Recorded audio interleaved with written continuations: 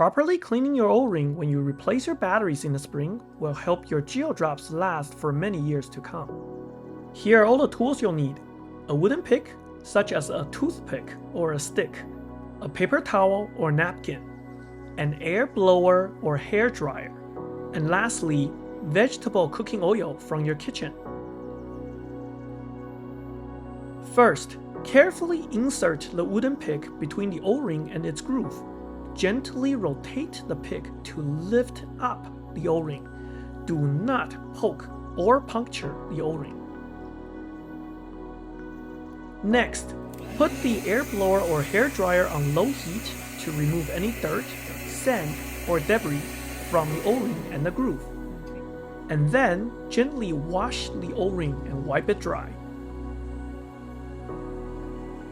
Lubricate the O-ring with your fingers with either silicone grease or vegetable cooking oil.